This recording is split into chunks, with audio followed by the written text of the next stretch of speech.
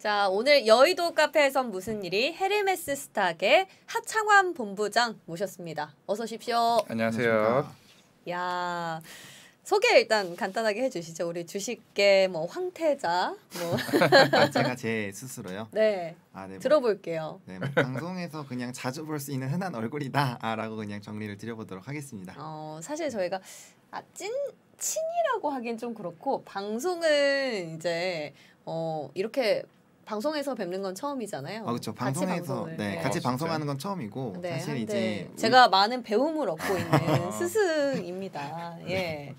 네, 그래서 관계가 약간 그렇죠. 네, 약간 좀 교육을 해드리고 관계라니까 좀 이상하네. 별 관계도 없으면서. 그렇죠. 네, 그렇습니다. 그래서 예. 일단은 뭐 방송에서 흔하게 좀 자주 나오고 있기 때문에 좀 자주 뵐 수 있겠다라고 보시면 좋을 것 같고 이번 기회로 좀 여러분들과 인사를 나누고 또 여기에서도 좀 저의 생각을 많이 전달을 해드릴 수 있을 것 같아서 굉장히 좀 뿌듯하고 설레는 마음으로 출연을 했습니다.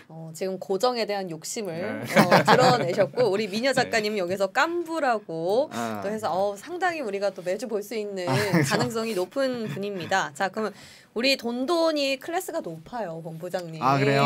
죄송합니다. 그래서 뭐 친하다고 해서 다 나올 수 있는 건 아닙니다. 오늘 그 역량에 맞는 사람인지 우리가 좀 체크를 해볼 텐데 오늘 무슨 얘기를 해야 할까 고민을 참 많이 했어요. 오늘이요? 네. 오늘 좀 고민이 많이 되죠. 왜냐면 이제 최근에 시장 자체가 좀 수급형 시장이라고 저는 생각을 하고 있거든요. 수급형이라 하면 외국인 기관? 아니요. 그거보다는 지금 이제 특히나 시장이 안 좋을 때는 이제 투자자들이 매수를 진행을 할 때 어떻게 보면은 이제 돈이 벌 수 있는 쪽으로 아무래도 매수를 좀 진행을 하게 됩니다. 그쵸? 그렇게 되게 됐을 때는 뭐 우리가 돈 되는 거 같은 경우는 이제 뭐 실적주도 있고 뭐 이벤트도 있지만 사실 이렇게 장이 안 좋을 때는 실적주들도 잘 못 움직이는 경향이 좀 크기 때문에 이제 이런 부분으로 보게 되면은 이제 이벤트가 발생이 되고 있고 뉴스에서 좀 자주 나오거나 아니면은 좀 시끄러운 그런 섹터로 좀 관심을 많이 받게 됩니다. 뭐 최근에 우크라이나 러시아 사태가 발생이 되면서 뭐 이제 원자재 쪽 특히나 좀 강하게 시세가 분출이 됐고 그쪽에서 충분하게 시세가 분출이 되고 나다 보니까 그 이외에 좀 이제 관련돼서 영향을 받을 수 있는 뭐 조선이라든지 뭐 해운이라든지 뭐 이런 전반적인 부분으로 순환매의 흐름이 나타나고 있다라고 보시면 될 것 같아요. 그래서 지금 시장 자체가 이제 수급형 시장이라는 거는 그만큼 새로운 이벤트가 발생이 되면 그쪽으로 수급이 우르르 쏠린다라는 거고 그럼 수급이라는 게 이제 시장이 지금 제한적이잖아요. 아무래도 좀 부담스러운 시장이다 보니까 전체적인 이제 수급의 양은 좀 일정하다라고 보시면 되는데 한쪽에서 한쪽으로 수급이 쏠리면 당연히 수급이 쏠렸던 섹터는 주가가 빠지겠죠. 그쵸. 그래서 지금 이제 어제장에서도 좀 보시면 순환매가 굉장히 좀 빠르게 나타났다라는 거 그리고 최근 시장이 정말 그렇게 빠르게 움직인다라는 거 보시면 좋을 것 같고 이 얘기는 이제 관점을 좀 정해야 된다라는 거죠. 내가 트레이딩 관점으로 이 흐름을 따라갈 건지 아니면 진짜 기업의 이제 기본적인 분석을 바탕으로 이 이제 투자 가치가 빛을 발할 때까지 열심히 버틸 것인지. 근데 사실 지금 시장에서는 여건만 되신다면은 트레이딩 관점으로 좀 수급형 시장을 따라가는 게 좀 좋기는 합니다. 그래서 드디어 저랑 같은 마인드를 갖고 계신 분이 오셨네요. 제가 여기서 맨날 불나방 소리 듣거든요. 불나방이요? 트레이딩 관점은 어떻습니까? 유가 들어가면 어때요? 그러니까 저는 이러면서 맨날 탐탁지 않은 표정을 지닌 증권맨들 정말 답답했는데 오셨습니다. 근데 사실 이렇게 좀 보수적으로 말씀을 해주실 수밖에 없는 게 그렇게 트레이딩을 사실 잘하면 이미 지금 트레이딩을 하고 있죠. 그 포트를 이제 정리를 하고 트레이딩을 하고 있는데 우리가 이제 후발로 항상 들어가기 시작을 한다라는 거죠. 수급이 쏠리는 걸 확인하고 주가가 이미 많이 올라가기 시작했을 때 처음에는 아마 이런 반응일 겁니다. 주가가 올라가요. 와 대박 이게 올라가네. 근데 이게 점차적으로 많이 올라가고 가기 시작하니까 이제 욕심이 나기 시작하죠. 그래서 항상 우리가 들어가는 지점은 고점 라인이에요. 고점 라인 우리가 매수 버튼을 누르는 그 시점이 항상 고점 라인이 된다라는 겁니다. 왜? 시장에서 부각이 되는 거를 우리가 잘 체크를 하지 않기 때문에 결국 우리 귀에 들어오거나 우리가 눈을 볼 때쯤이 되면 이미 주가는 이미 많이 올라와 있는 상황인 거예요. 거기서 이제 욕심이 생겨서 매수가 들어가게 되고 거기서 이제 차익 실현이 나오면 우리는 이제 발목이 잡히고 굉장히 우울한 상태가 되는 이런 악순환이 발생이 되기 때문에 아무래도 좀 보수적으로 얘기를 하시지 않았나라고 생각을 하고 있고요. 근데 본부장님의 뷰는 어떤가요? 그럼에도 불구하고 매기가 쏠 쏠리는 대로 가야 된다라는 거잖아요. 네, 저는 그래야 된다고 생각을 그러니까요. 합니다. 왜냐하면 네. 물론 지금 시장이 이제 옆으로 조금 추세가 좀 횡보를 하고 있죠. 그래서 지금 상태에서 사실 이제 조금 연초부터 굉장히 좀 부담이 됐었던 그런 리스크들이 좀 해소가 되고 있어. 어떻게 보면은 이제 금리 인상이 얼마나 파격적으로 인상이 될지 그리고 그 속도가 어떻게 나올지에 대해서 사실 이제 작년 말부터 굉장히 좀 얘기가 많이 나왔는데 네. 그에 따른 가시화가 이미 어느 정도 나와 있는 상황이고 또 이제 지정학적 리스크라는 변수가 생겼지만 사실 이제 여기에서 세계 대전으로 격화가 되지 않으면 사실 전쟁 리스크로 지수가 이제 더 이상 빠지긴 좀 어렵다라고 봅니다. 그래서 그런 관점에서 봤을 때 시장의 반등을 노릴 수 있고 이럴 때는 이제 단기적으로 이제 아무래도 시장이 반등이 나오면 전반적으로 대형주 쪽으로 가게 되고 사실 그렇게 되면 수급의 쏠림이 나오기가 어려워요. 최근에 또 시장이 반등이 나왔을 때 보시면 한 특정 섹터가 굉장히 강하게 움직이기보다는 이제 시총 상위 종목군들이 대부분 움직이게 되면서 지수가 상승을 하게 됐고 이제 사실 이제 정말 특징적인 이벤트 뭐 예를 들어서 경영권 분쟁이라든지 정말 큰 이벤트가 발생되지 않은 섹터는 사실 거의 움직이지가 않았거든요. 네. 그래서 그런 관점에서 봤을 땐 좀 수급적으로 봤을 때는 수익을 창출하기가 좀 어려운 시장이 만들어질 수가 있기 때문에 네. 이렇게 좀 변동성이 심할 때 아무래도 그런 흐름들을 좀 강력하게 진행할 가능성이 큽니다. 그래서 그런 부분에선 여전히 좀 순환매 흐름이 유효하다라고 보고 있고 네. 그다음에 이제 제가 좀 관심을 갖고 있는 거는 여전히 이 원자재 쪽입니다. 오. 원자재 쪽이고 특히나 이제 소맥이랑 알루미늄 쪽을 저는 집중해서 좀 봐야 되지 않을까라고 보고 알루미늄이랑 있는데 뭐랑요? 소맥. 네, 밀 가격 쪽인데 네네. 사실 이제 오늘 새벽에도 확인을 해보셨으면 이제 소맥 가격 상한가 거의 근처까지 네. 갔고요. 그다음에 알루미늄 가격도 이제 알루미늄 선물 가격 자체가 3% 이상 올라간 적이 거의 없습니다. 근데 지금 최고치 2008년 이후로 최고치를 찍었고 그다음에 특히나 전거래일이 7.6%가 올랐거든요. 근데 사실 이제 알루미늄 관련된 종목이 이제 뭐 대표적으로 PJ 메탈이라든지 알루코 이런 종목군들이 있는데 뭐 이제 미국 기업 알코아 같은 경우는 이미 고점을 찍었고 좀 약간 조정이 나오고 있는데 정말 많이 올랐어요. 그런 관점에서 봤을 때 사실 이제 PJ 메탈과 알루코의 이런 전고점 부근에서의 이런 알루미늄 가격이 그때 최고치였거든요. 근데 그때보다 훨씬 더 높은 이제 가격을 유지하고 있고 특히나 PJ 메탈 같은 경우 실적도 굉장히 좋습니다. 단순 테마로 보기는 어려워요. 그래서 그런 부분으로 봤을 때 충분히 시세가 분출이 될 수 있는데 뭐 아직까지는 원유나 이제 천연가스 쪽에 많이 수급이 쏠려 있다 보니까 조금 덜 영향을 받고 있거든요. 그리고 이렇게 상승 흐름이 유지가 될 수 있는 부분은 또 아무래도 이제 경제 활성화 부분이 진행이 되게 되면 네. 자연스럽게 이제 알루미늄이라든지 구리 같은 이런 소재들은 당연히 필연적으로 사용을 할 수밖에 없고 네. 제가 얘기가 너무 긴가요? 아니요. 네. 자, 본부장님, 우리 여기 유튜브라 가지고 네네네. 방송에서는 우리가 네. 5분 만에 다 얘기를 해야 되기 때문에 네. 그 속도 그대로 하시는 지금 채팅창에 난리가 났어요. 45분 동안 하시는 줄 알았어요. 네. 과장님 옆에서 혼자 계속 웃고 계신. 과장님 그래서- 말씀하고 싶어서 화철부절. 아니, 자, 네. 뭐 혹시 질문 있으세요? 좀 끊고 갈게요. 예, 네네네. 저희 오늘 그런 것 시간 같아서. 많습니다. 예, 어차피 많이 저도 드릴게요. 배우려고 하는 입장이다 보니까 예. 뭐 원재료 이제 매매 얘기를 하셨는데 네네. 사실 이렇게 테마가 움직이게 되고 물론 흐름에 따라서 이제 주가의 탄력도 있을 수도 있잖아요. 네네네. 근데 만약에 한 새벽 사이에 시장이 바뀌었고 만약에 천연가스가 급락을 했어요. 그럼 다음 날에 어떻게 보면 많이 올랐던 만큼 빠질 때 또 세게 빠지잖아요. 그렇죠. 그럼 그에 대한 대응을 어떻게 하시는지. 파이트. 아니. 그렇죠. 그러니까 이제 중요한 게 뭐냐면 네. 말씀하신 대로 이제 유가 같은 경우가 대표적으로 그렇죠. 유가 같은 경우는 유가가 이제 고공행진을 했고 그에 따라서 이제 한 달 전부터 사실 뭐 GSA라든지 뭐 대성에너지 뭐 저도 방송에서 굉장히 추천을 많이 했었는데 이런 종목군들이 대세적으로 시세가 분출이 됐고 이런 테마 중에서 대장 역할을 해줬습니다. 그런 섹터 같은 경우 당연히 빠지면 빠진 만큼 주가가 강력하게 반영을 받을 수밖에 없죠. 근데 제가 조금 소맥이랑 알루미늄 쪽을 관심 있게 보자라고 말씀을 드렸던 거는 이미 이전 가격을 돌파를 했고 그 해당 이벤트 때 사실 전고점까지 주가가 형성이 됐었다라는 거는 사실 알루미늄 가격이 좋아지게 됐을 때 그 기업들이 그에 따른 이제 수혜를 받고 실적이 좋아지는 거에 대한 선반영으로 주가가 올라갔다라고 보시면 됩니다. 근데 하루 정도 좀 주가가 급락이 물론 이제 이런 지수가 떨어지게 되면 그날 바로 좀 주가에 영향이 없다라고 보기는 어렵지만 네. 추세적으로 이게 떨어지지 않는다라고 했을 때 충분히 그 이전 직전 고점이랑 비교를 해봤을 때 충분히 현재 가격이 이전 가격보다 훨씬 더 높은 상태를 유지를 하고 있고 그다음에 이제 뭐 경기 활성화라든지 이런 부분들을 보게 됐을 때 충분히 이제 그에 따른 수요가 늘어나게 되면 특히나 알루미늄 같은 경우는 뭐 전기차라든지 이런 배터리 쪽으로도 많이 활용이 되고 있고 그다음에 이제 뭐 인프라 투자가 진행이 되게 되면 뭐 구리라든지 이런 알루미늄 소재가 굉장히 많이 활용도가 됩니다. 그래서 그런 쪽으로 본다라고 했을 때 뭐 수요는 늘어나는 구조고 공급은 지금 타이트해진 상황이고 재고 수준도 많이 떨어졌기 때문에 한동안 이 가격을 유지를 할 수 있다라는 거죠. 그래서 네.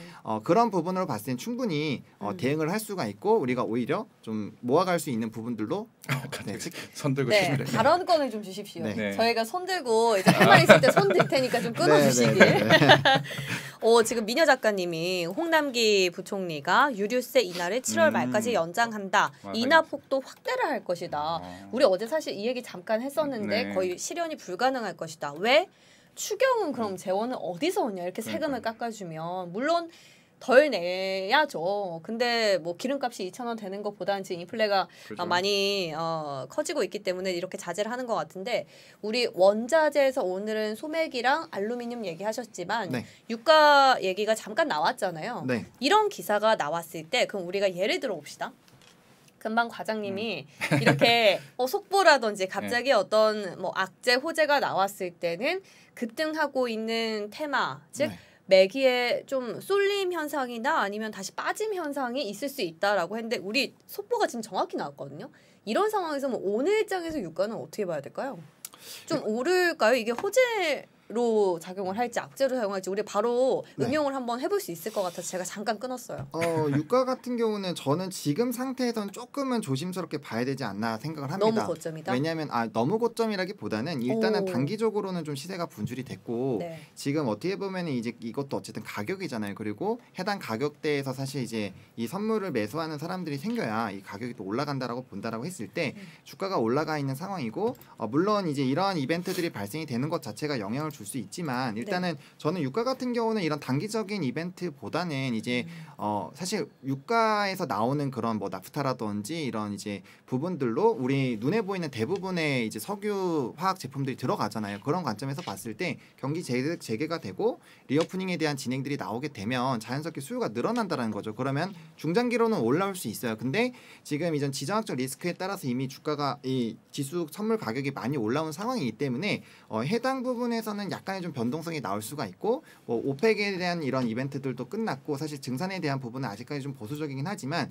이제 유가 같은 경우 비축유가 이벤트가 또 될 수가 있거든요. 물론 요번에 방출된 양 자체가 워낙 적기 때문에 이제 뭐 사실 그렇게까지 크게 영향 못 받았지만 만약 이 부분을 과대하게 풀어버리거나 아니 미국 쪽에서 생산량을 갑자기 끌어올릴 수 충분히 있거든요. 그런 부분에서 만약에 이벤트가 발생이 되면 사실 유가는 변동성이 좀 강할 수 있기 때문에 이 부분에서는 조금 보수적으로 봐야 되지 않을까라고 생각을 합니다.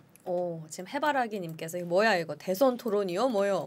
대선 토론이라 하면 그럼 후보를 어떻게 정하면 좋을지도 한번 같이 알려주시면 좋을 것 같아요. 어느 후보인지. 보수적인. 예, 저는 사회자 정도일 것 같고. 자, 어쨌든 정리를 좀 해보면 그죠. 사실 우리가 지수가 잘 안 갈 때는 테마주들이 기승을 늘 부렸고요. 뭐 대선이라든지 이번처럼 이제 유가라든지 전쟁발 이슈가 있으면 방산, 뭐 유가, 원자재 이쪽이 다 움직이지 않습니까? 근데 또 반대로 생각해 보면 이제 어느 정도 리스크가 다 소멸이 되고 있는 수순이에요. 네. 뭐 그라발 이슈도 그렇고 금리 인상도 FOMC도 파월 의장이 금리 부분에 대해서 언급을 정확히 해줬기 때문에 그렇게 리스크가 좀 잦아들면 이제는 매기보다는 실적이 튼튼한 구조적인 성장주 쪽으로 움직여야 된다고 생각했는데 우리 하창한 본부장님께서는 아직까지도 이 수급의 쏠림 현상에 좀 집중을 해야 한다고 말씀을 하셨고 그 안에서 볼만한 거는 원자재, 알루미늄과 소맥이 여전히 유효하다. 라고까지 지금 얘기가 됐습니다. 근데 다만 유가 이슈는 조금 다른 결에서 봐야 한다. 좀 큰 수급에서 봐야 한다라고 정리를 해보겠는데 그럼 알루 혹시 뭐 질문 있으세요? 아니요. 계속 말씀하십시오. 저도 생각하고 있겠습니다. 아니 너무 발언권이 오늘 없으시다는 얘기가 있어가지고 자 그럼 원자재 단에서 알루미늄, 소맥 이 관련주들 흐름을 혹시 뭐 보신 게 있으면 보면서 저희가 좀 구체적으로 대입을 할 수 있는 종목이 있을까요? 일단은 이제 종목으로 좀 말씀을 드리면 일단은 알루미늄 쪽에서 대장 역할을 해주고 있는 종목은 PJ 메탈이라는 종목입니다. PJ PJ 메탈. 네, 해당 종목 보시면은 지금 이제 5,000원대에서 지금 움직이고 있는데 최근에 이제 급등력이 나왔을 때 이때가 이제 알루미늄 알루미늄 가격이 이제 전고점을 뚫어주려고 했을 때거든요. 그래서 그때 한번 시세가 분출이 됐었고 이전에 직전 고점일 때가 가격이 7,900원까지 올라와 있습니다. 근데 알루미늄에 대한 가격의 흐름이 이때가 3,300선이었고 지금 3,000 거의 800선까지 올라왔거든요. 그러니까 그러다 보니까 가격적으로 봤을 때는 훨씬 더 높은 상태가 유지가 되고 있고 아직 상승하는 이 폭 자체가 오히려 더 커지고 있어요. 최근에 제가 3% 이상 올라가는 일이 굉장히 드물다라고 말씀을 드렸는데 최근에는 오히려 막 6%, 7%로 종가로 끝나는 일이 더 많아지고 있습니다. 특히나 이 거래를 연달아 뭐 7%, 6% 이렇게 끝나고 있기 때문에 그런 관점에서 봤을 때 충분히 좀 기대를 해볼 만하지 않을까라고 보고 있고. 근데 이 PJ 메탈이나 알루미늄에 관련된 종목 같은 경우에는 러시아발 리스크는 없나요? 있죠. 있습니다. 러시아발 영향이 가장 큽니다. 그러면은 네. 근데 이제 이게 이벤트가 해소가 되더라도 이제 러시아가 알루미늄 생산 2위 국가고 그다음에 이제 여기서 생산한 거를 우크라이나 쪽에 가서 일단 1차 재련을 하고 다시 러시아에서 가공을 하고 이제 나가는 그런 부분인데 지금 전쟁이 끝났어요. 끝난다고 바로 이게 전부 다 빠르게 가동이 되기 쉬울까요? 저는 어렵다고 보거든요. 그런데 어떻게 주가가 가죠? 그러니까 알루미늄 가격이 오르는 거죠. 수급 난으로. 그렇죠. 그리고 기하니까 오른다. 그렇죠. 그런 공급적인 부분에선 여전히 차질이 있을 것이고, 근데 지금 리오프닝이다, 지금 경기 회복이다 이런 얘기가 많이 있다 보니까 그런 관점에서 보면 수요는 계속 늘어나는 구조이고, 사실 전기차라든지 전기차에서도 특히나 알루미늄 쪽이 배터리 쪽 부분, 그리고 차량 경량화 쪽에서도 굉장히 활용도가 높아지고 있습니다. 그리고 뭐 이제 항공이라든지 알루미늄이 쓰이는 부분이 굉장히 많아요. 그래서 그런 쪽으로 보게 됐을 때는 수요는 계속 늘어나는 구조죠. 왜냐하면 5G라든지 6, 특히나 6G 하려면 소형위성 계속 띄워야 되잖아요. 그러면 그거에 따른 뭐 수요도 늘어날 수 있고요. 그래서 그런 관점에서 봤을 때 충분히 괜찮은 상황이고. 지금부터 모아가 돼요? 네, 저는 괜찮다고 봅니다. 왜냐하면 이 해당 종목에 이제 조금 실적을 좀 보여드리면 그 지금 이제 다트에서 잠시만요 보여드릴게요. 실적까지 좀 튼튼한 종목이다. PJ 메탈, 알루미늄 관련주. 이게 대장입니까 국내에서? 일단 그렇게 알고는 있습니다. 저도 사실 원자재 쪽은 그렇게 잘 알지는 못해가지고 오늘 또 같이 배워가죠. 네, 지금 보시면은 이제 PJ 메탈 공시를 한번 좀 살펴보겠습니다. 지금 보시면 매출액 같은 경우 92%, 특히나 이제 당기순이익이 289%나 좀 상승하는 부분이 있고, 그다음에 이제 알루미늄 가격에 따른 매출 증대가 나와 있잖아요. 그럼 선물 가격이 높아지게 되면 자연스럽게 알루미늄 가격이 높아진다라는 거고, 그에 따른 부분에서 매출이 추가적으로 상승할 가능성이 굉장히 높은 상태가 유지가 되고 있는 거죠. 그러니까 예를 들면 이렇게 생각하시면 돼요. 해운 쪽이 좀 많이 접하셨을 테니까 뭐 이제 상하이 컨테이너선 지수, 뭐 SCFI 지수가 지금 사상 최고치를 기록을 했었고, 그 상황이 유지가 되다 보니까 HMM이 사상 최대 실적이 기록이 됐었잖아요. 그거랑 비슷하다라고 보시면 돼요. 선물 가격이 굉장히 높은 상태가 유지가 되고 있고, 이런 이제 원자재 가격이 높아진 상태이다 보니까 그에 따라서 이제 이런 매출 증대가 나올 수 있는 구조가 커지는 거고, 지금보다 예전보다 지금 가격이 계속 높아진 상태에서 유지가 된다라고 했을 때 지금 이제 이렇게 대규모 손익 구조에 대한 공시가 나왔는데 추가적으로 이런 좀 실적에 대한 상승 기대감도 나올 수가 있다라는 거죠. 근데 작년의 차트와 좀 비교를 해보시면 이때보다 지금이 훨씬 더 실적이 좋고, 사실 알루미늄 가격도 선물 가격도 높아요. 그리고 업황 자체도 이런 공급난이 나올 가능성이 좀 높고 수요가 늘어날 수 있는 확률이 높습니다. 근데 그에 반해서 아직까지는 주가의 위치가 낮잖아요. 그렇기 때문에 충분히 좀 관심을 가져볼 만하다라고 보시면 좋을 것 같고, 차트적으로 봤을 때도 단기 이평선들이 지금 중장기 이평선들을 좀 뚫고 올라가는 흐름이고, 현재 가격 상태에서 이런 가격 상승에 대한 기대감으로 주가가 조금 더 긍정적인 방향으로 간다라고 가정을 해보면 충분히 이제 역배열에서 정배열로 또 단기적으로 바뀌는 흐름이거든요. 이런 구간에서는 이제 시세가 분출이 되는 경우가 굉장히 많습니다. 그래서 그런 관점에서 봤을 때 여전히 조금 관심을 가져볼 만하다. 단순히 원자재 가격이랑 이런 이벤트로만 접근하는 것이 아니라 특히나 이 종목 같은 경우는 실적까지 뒷받침이 되어주고 있기 때문에 충분히 실적 주로도 이제 부각이 될 수 있다라고 좀 정리를 드릴 수 있을 것 같아요. 여러 가지 펀더멘털이 지금 튼튼한 종목군 안에서도 시장의 관심권 안에 들어와 있는 종목을 유효하다라고 정리를 해보겠는데, 일단 최근에 뭐 리오프닝도 얘기를 하고 있겠지만 사실 뭐 그런 테마성도 중요한데, 사실 리오프닝 관련해서 사실 대한항공이나 아시아나항공 같은 경우 사실 주가가 못 올랐잖아요. 어떻게 보면은 유가가 많이 올랐기 때문에, 물론 부담이죠. 우리는 리오프닝 때문에 대한항공 사인다 어떻게 보면 여행이나 이런 항공 관련주가 어떻게 보면 최우선순위가 될 수가 있는데, 이제 깊게 들어가 보면 사실 유가가 많이 올랐기 때문에 항공사 입장에서는 운행을 할수록 물론 유료 할증료라고 하나요? 이제 그걸 하면서도 그래도 계속 이제 적자는 계속 유지가 될 수 있는 상황이기 때문에 펀더멘털도 어떻게 보면 무시 못하는 상황이 아닌가요? 그러면? 네. 물론 이제 이제 항공 쪽을 얘기를 해주셨는데 항공 쪽은 사실 많이 오르기가 어렵습니다. 단기적으로. 왜냐하면 사실 이제 리오프닝에서 좀 강하게 올라온 항공주들 보시면 이제 물론 유상증자나 이런 부담감은 당연히 있죠. 왜냐하면 적자가 오랫동안 지속이 되고 있고 영업적으로 굉장히 힘들었기 때문에. 근데 대한항공이랑 이제 큰 항공을 말씀을 해주셨는데 그쪽은 화물로 이미 중장기적인 실적들을 계속적으로 채워나가고 있어요. 물론 이 화물로 나왔던 이런 운임에 따른 기대감이 사실 이제 우리가 예전에 뭐 해외여행을 열심히 다니고 그때보단 당연히 안 되죠. 하지만 이미 그런 부분에서 오랜 기간 주가가 버텨주고 있었기 때문에 사실 이 항공 쪽도 이제 객석을 빼가지고까지 했었잖아요. 그렇죠. 그런 부분에서 실적이 나왔는데 사실 그러면 고정적으로 나오던 부분들을 다시 빼고 다시 항공 쪽으로 가야 되는데 지금 현 상황에서 물론 각종 제재들은 풀리고 있지만 지금 상황에서 사실 해외여행을 적극적으로 가기는 좀 어렵습니다. 아직까지는. 네. 제도화적으로 갔다 왔을 때 전혀 일상생활에 문제가 없고 이런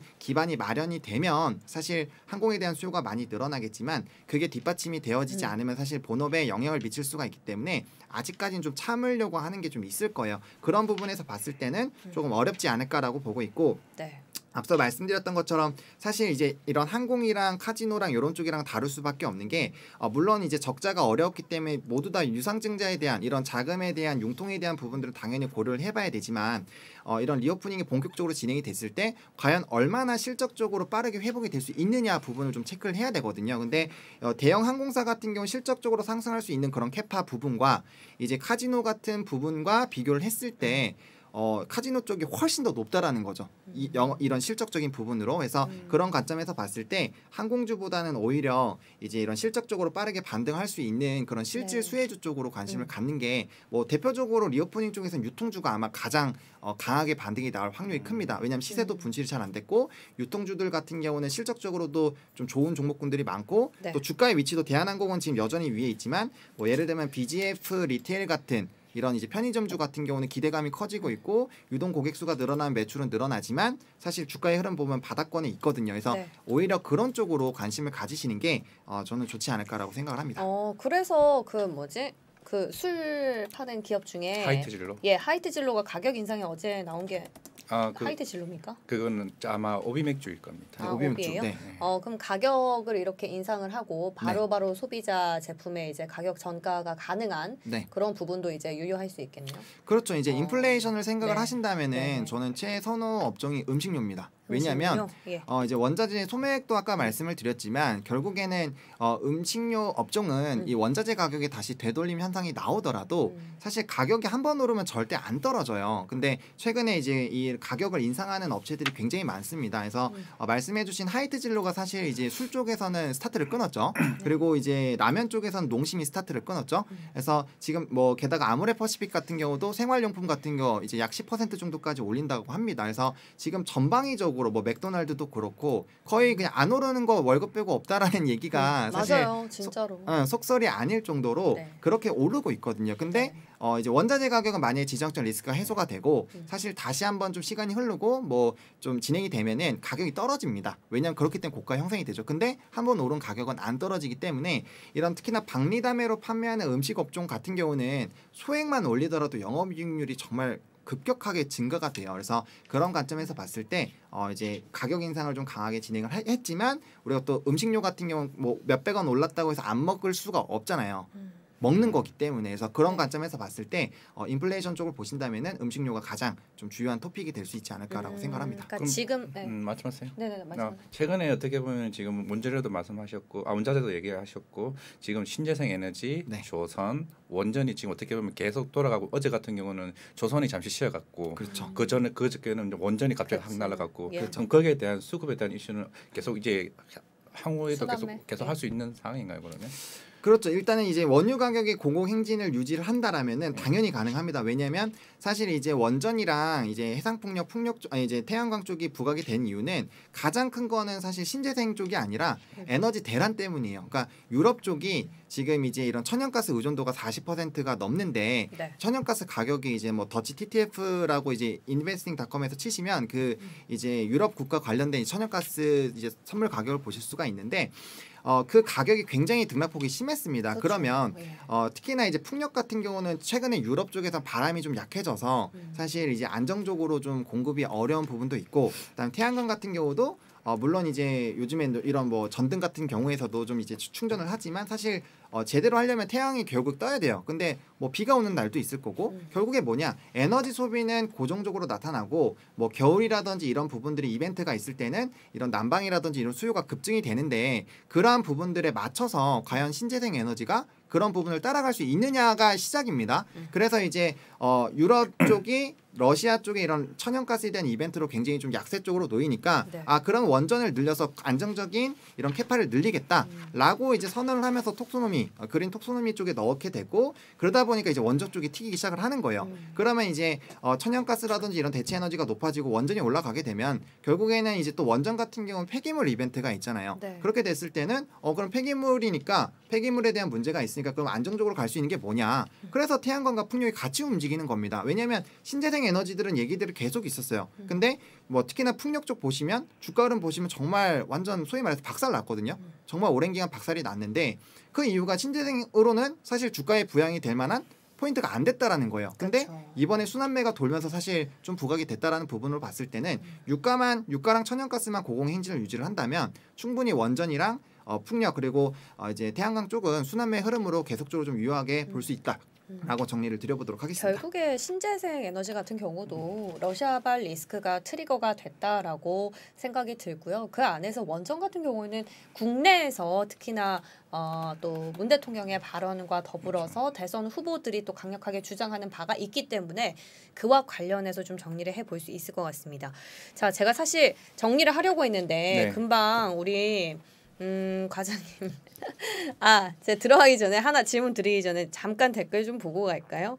김병수님 혹시 지인이세요? 네, 제 후배입니다. 그래서 너무 실명 공개에 대해서 지금 얘기를 하시고 화가 많으세요? 제가 이름이 화진이라서? 네. 네, 김병수님. 조만간 패널로 모셔야겠네요. 김병수 PB님. PB님이시구나. 시청자 김씨. 네. 예, 저희가 그분이시군요. 네. 아는 척 하셨어요. 헤르메스 형님. 네, 저도 아는 분이 같이 방송을 그래요? 이데일리에서 같이 했었기 때문에 이따가 연락해봐야겠네요. 네, 한번 이렇게 사진 올려주실 수 있으면 참 좋겠는데 여기서 예, 같이 얼굴 알면서 이대호라고 생각하시면 돼요. 이대호요? 야구 선수? 네, 덩치가 덩치 좀 있으십니다. 덩치가 예. 죄송합니다, 김병수. 결혼하셨나요? 아니요, 안 했습니다. 나이 굉장히 어려요. 결혼 유무가 중요합니다. 나이가 이제 30살일걸요. 30살이요? 네. 연하. 잠깐 채팅창 보고 왔고요. 근데 우리 과장님이 저는 주신 질문이 되게 좋았다고 생각이 드는 게 지금 원전이라든지 신재생이라든지 이렇게 테마별로 순환매가 돌고 결국에 이 순환매란 말을 좀 쉽게 설명하면 매기, 수급 그리고 그렇죠. 관심이라고 볼 수 있는 거잖아요. 네. 그러면 우리가 오늘 하창한 본부장님을 모셔가지고 종목에 대해서 힌트를 얻었지만 네. 우리 시청자분들이 그냥 투자를 했을 때는 네. 항상 아까 어떤 분도 올려주셨어요. 내가 들어가면 고점이고 순환매가 또 이동을 해버린단 말이죠. 그럼 지금 이 섹터에 정확하게 수급이 쏠렸으니까 내가 들어가도 괜찮다고 판단하는 그 기준을 혹시 며칠 정도로 보세요? 예를 들면 지금 뭔지 알겠죠? 네, 맞아요. 원전이 지금 오름세가 한 3일 정도 급등을 한다. 그러면 이제 들어가면은 될까요? 아니면 이런 기준이 있잖아요. 그러니까 뭐 단언하긴 주식은 참 공식처럼 단언하긴 어렵지만 좀 그런 힌트도 나눠주시면 좋을 것 같아요. 제가 이제 좀 오늘 강조를 드렸던 게 뭐냐면 결국에는 이게 얼마나 지속이 될 수 있는 이벤트인지에 대해서 말씀을 드렸어요. 그러니까 제가 좀 강조를 드리고 싶은 게 사실 제가 이제 수급이 쏠리고 이제 우리가 보고 관심을 가질 때면 고점이라고 말씀을 드렸잖아요. 그러니까요. 그리고 왜 끝날까요? 이게 산업의 지속성이 없기 때문입니다. 그러니까 결국에는 산업을 좀 집중해서 보셔야 돼요. 제가 알루미늄 쪽은 알루미늄 선물 가격에 대한 이런 상승도 있고 공급에 대한 부족도 있지만 결국에는 알루미늄 산업이 얼마나 많이 확장이 되고 지금 이제 성장성을 보는 거죠. 그러니까 큰 파동에서 우리가 잔 파동을 다 익히기는 어렵습니다. 그래서 잔 파동 쪽에서 너무 해답을 찾으시기보다는 큰 파도가 오고 있는데 그 부분이 앞으로 더 갈 수 있는지 아닌지에 대한 부분을 좀 보시면 좋을 것 같고요. 사실 정확한 그런 기준을 잡으려면은 제가 여기서 차트를 켜놓고 차트 분석을 해야 되는데 사실 남은 시간상 그게 가능하지가 않아요. 듣고 싶은 나 싶다. 네, 그래서 그럼 저희가 시간 한번 모시면 그 팁 방출하나요? 뭐 일단 기본적인 것들은 좀 소개를 드릴 수가 있는데 그래서 예. 그래서 이제 봉 차트가 있는 거고 네. 이평선이 있는 거잖아요. 그래서 추세의 변화도 있는 거고. 차트를. 이제 그런 부분을 바탕으로 이제 추세 그런 이제 시점을 정확하게 파악을 하고 우리가 맥점을 노리기 위해서 차트를 본다라고 보시면 좋을 것 같고요. 네. 일단 투자를 진행하는 것까지는 지수와 산업 그리고 기업이 이런 산업의 성장성을 충분히 반영할 수 있는지 그에 따라서 이제 실적적인 증가가 될 수 있는지 앞서 소개드린 이제 PJ 메탈을 좀 보시게 되면은 제가 공식까지 좀 보여드렸잖아요. 알루미늄 산업이 성장을 하고 있고 이런 성장이 공급이 계속 부족하고 가격의 상승의 흐름이 나타나고 있고 수요가 증가하는 흐름에서 이 기업이 실적적으로 영향을 받는 그런 부분이 있고 실적적으로 해서 매출 이제 증대 공시가 나왔잖아요. 그런 기업을 들어가면 중간일지언정 뭐 단기적으로는 좀 조정이 나올 수가 있어요. 근데 결국엔 일정 시간이 지나면 주가는 결국엔 이런 실적에 대한 뒷받침으로 올라가게 된다라는 거죠. 그래서 기본적으로 성장하는 기업에 일단은 투자를 하신다라고 보시면 될 것 같고요. 성장하는 기업 그리고 그렇죠. 실적이 일단 뒷받침된 상황에서 시장에 매기가 쏠리는지 확인해라. 근데 아까 제일 처음에는 방망이 짧게 잡으라고 하셨잖아요. 트레이딩. 그렇죠. 근데 그런 기업 같은 경우에는 실적이 나오고 좀 성장성을 담보되기에는 좀 길게 봐야 될 것 같은데. 물론 길게 보면 좋은데 있어요. 길게 보면 좋은데 단기적으로 주가가 조정이 나올 수 있다라는 거는 일단은 리스크를 안는 거죠. 그러니까 기회비용까지 생각을 한다라면은 그러니까 우리가 방망이를 짧게 잡는다라는 거는 일단 오를 거라고 생각해서 방망이를 잡았고 이게 올랐어요. 그럼 이걸 때리고 다른 쪽으로 가서 이 가격이 내가 이제 생각하는 그 매수 밴드를 벗어나지 않는 한에서는 트레이딩 관점으로 접근을 하면서 자금의 순환을 더 높이게 되면 우리가 얻을 수 있는 기대 수익률 물론 이거 자체가 어렵지만 우리가 좀 수익률을 좀 극대화하기 위해서는 자금의 회전을 늘릴 필요가 있다라는 관점에서 일단 접근을 하는 거고요. 네. 아직까지 저는 FOMC가 정확하게 끝나는 3월 중순 이후까지는 현금성 자산을 많이 늘려야 된다라고 봅니다. 왜? 우리가 예상할 수 없는 어떠한 일이 발생이 될 수가 있고 현금이 있으면 그 기회에서 가장 좋은 포지션을 잡을 수가 있어요. 그래서 현금을 이제 갖고 있는 거를 기회를 날린다라고 생각하지 마시고 가장 최적의 기회를 가질 수 있는 이런 초대장 같은 걸 갖고 있다라는 관점으로 현금을 좀 보유하시려면은 방망이를 짧게 잡을 수밖에 없다. 왜? 현금을 그냥 가지고 있다라고 하면 좀 상대적 박탈감을 느끼거든요. 맞아. 근데 방망이를 짧게 잡고 가면 우리가 현금성 자산으로 언제든지 현금화를 할 수 있기 때문에 그런 부분에 조금 더 우리가 원활하게 포트 관리를 할 수 있기 때문에 제가 방망이를 좀 짧게 잡으라라는 관점으로 본 거고요. 네. 그다음에 이렇게 시장이 어려워도 어려울수록 사실 내가 이 기업에 정말 투자 포인트가 확실하고 이제 내가 이 종목의 투자인 투자 포인트가 개화가 되지 않으면 저는 오히려 더 담아야 된다고 봅니다. 근데 그게 아닌 기업들 내가 확신을 가질 수가 없고 내가 생각한 투자 포인트가 다 오픈이 됐는데도 주가가 빠지고 있는 그런 종목군들에 한해서만 손절을 하고 종목을 교체를 해야지 그게 아니라면은 이제 충분히 중장기로 끌고 갈 수 있다. 당연한 겁니다. 이거는. 네, 그래서 그렇게 정리를 좀 드릴게요. 네, 앞으로의 성장성이 첫 번째로 담보가 돼야 하고 실적이 있어야 하고 세 번째 조건이 이제 시장에서 매기가 쏠리는 종목을 길게 아니라 이런 시장에서는 방망이를 짧게 잡고 그래야지 상대적으로 좀 박탈감이라든지 시장에서 소외되지 않으면서도 수익을 낼 수 있다. 와 정말 원론적인 얘기인데 네, 그렇죠. 맞는 것 같습니다. 네. 이게 다시 한번 정리가 됐고요. 우리가 지금 하창한 본부장이 계속 모시고 싶어가지고 제가 오늘 시험을 한다고 했잖아요. 그러니까 지금 속보가 이렇게 많이 나오는지 저희가 이런 세 가지 기준을 충족하는 종목을 앞서서 우리 본부장님은 원자재 그 안에서 알루미늄 관련주로 PJ 메탈을 봤는데 그 후속주란 개념보다는 그게 최선호주고 그 다음에 차선책으로 음식료도 괜찮다고 하셨잖아요. 근데 금방 속보가 나왔어요. 내일부터 식당이랑 카페 등 다중 이용 시설의 영업 시간이 밤 11시까지로 연장이 됐다고 하는데 그러면 또 음식료가 바로 좀 탄력을 받을 수 있을 것 같아요. 그 세 개가 지금 다 충족이 되는 상황이잖아요. 그렇죠. 지금 가격 전도도 했고 그다음에 이제 뭐 외식에 따른 또 수요도 늘어날 거. 그러면 이제 외식에 대한 매출 비중이 높은 기업들로 이제 종목군들을 선별하다 보면 우리가 최선호주가 또 나올 수가 있겠죠.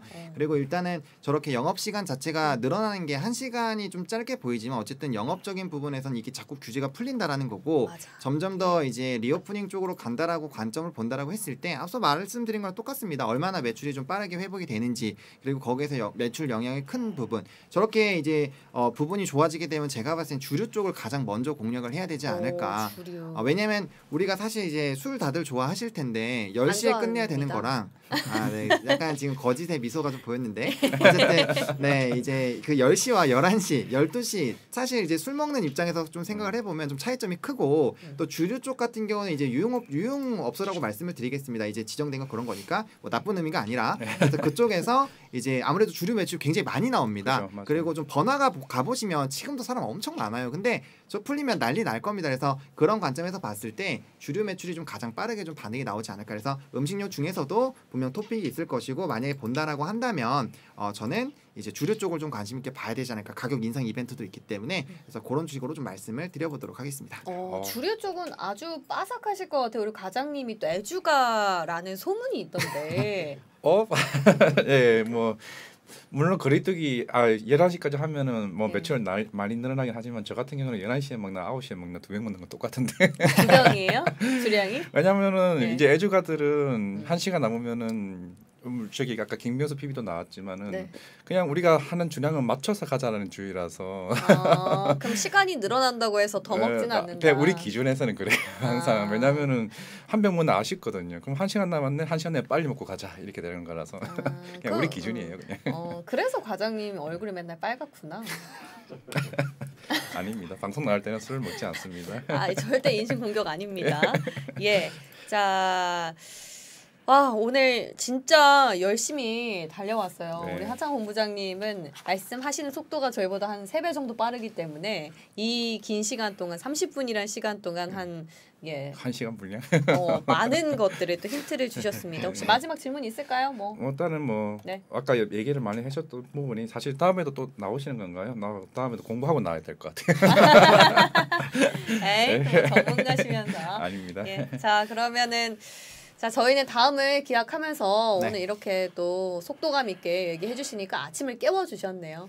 네, 좀 집중도가 높아지죠. 저야 뭐 말 천천히 하면 조금 얘기하고 가면 좋은데 그래도 짧은 시간에 좀 많은 것들 말씀을 드리려고 좀 속도를 높였습니다. 오늘 방송쟁이 그리고 증권맨과 함께하는 시간인데 다음번에는 너무 카메라 보지 마시고요. 방송 유튜브니까 편안하게 한다고 약속하시면 한 번 더 모시도록 하겠습니다. 오늘 고맙습니다. 네, 감사합니다. 더 많은 영상을 보고 싶으면 이쪽, 구독을 원하시면 이쪽을 눌러주세요.